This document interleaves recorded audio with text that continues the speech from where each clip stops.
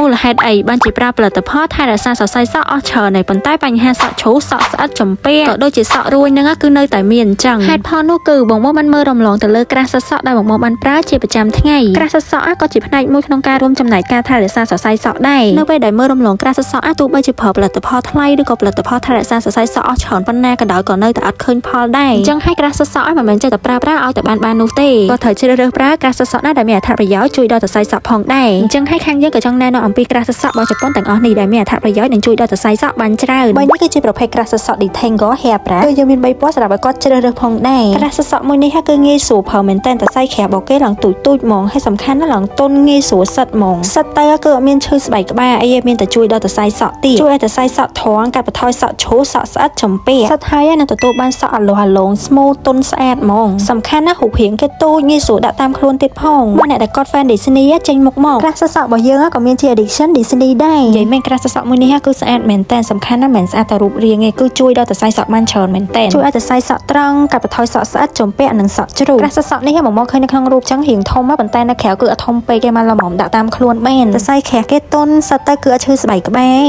ក្រាស់សសក់ Botanical នេះគឺរាងខុសគេបន្តិចដោយសារក្រាស់នេះគឺគេប្រើនៅពេលដែលកក់សក់គឺមានន័យថានៅពេលដែលបំងកក់សក់ហើយមានពពុះសាប៊ូហ្នឹងបំងអាចយកក្រាស់នេះសិតលើសរសៃសក់ដើម្បីជួយលាងជម្រះបាក់តេរីធ្លីដីក៏ដូចជាអង្កែនៅលើស្បែកក្បាលឬក៏សរសៃសក់ហ្នឹងឲ្យបានជ្រះល្អនិយាយទៅក្រាស់នេះគឺបំងអាចធ្វើការកក់សក់ជំនួសការប្រើប្រាស់ដៃបានអញនិយាយបានថាក្រាស់នេះគឺជាក្រាស់មួយដែលម៉ាស្សាស្បែកក្បាលបានល្អផងដែរសម្រាប់ក្រាស់សសក់ Botanical នេះក៏យើងមានជាប្រភេទក្រាស់សសក់ដែលជួយដល់សរសៃសក់ផងដែរដែលជួយកាត់បន្ថយសក់ជ្រូស្អិតចំពាជួយឲ្យសក់អាឡោះអាឡងត្រង់ smooth ឡើងវិញសរសៃក្រាស់គេទន់ងាយស្រួលសិតមែនតើគឺអត់ឈឺស្បែកក្បាលហើយរូបរាងគេក៏តូចល្មមងាយស្រួលដាក់តាមខ្លួនដូចគ្នាដែរអញ្ចឹងជាចុងក្រោយបើសិនជាបងចង់ប្រើផលិតផលថែរក្សាសរសៃសក់ឲ្យបានឃើញផលសូមកុំមើលរំលងក្រាស់សសក់នេះដូចនេះហើយបើសិនជាបងចង់បានក្រាស់សសក់របស់ជប៉ុនទាំងអស់នេះបងរកទិញបាននៅហាងលក្ខសរិយាយើងទាំងពីរសាខាឬក៏បងអាចឆាចូល page ក៏បានតែបើសិនជាបងចង់មើលផលិតផលថ្មីជាច្រើនទៀតបងចង់ link Telegram យើងមកដាក់នៅក្នុង description នឹងបានណា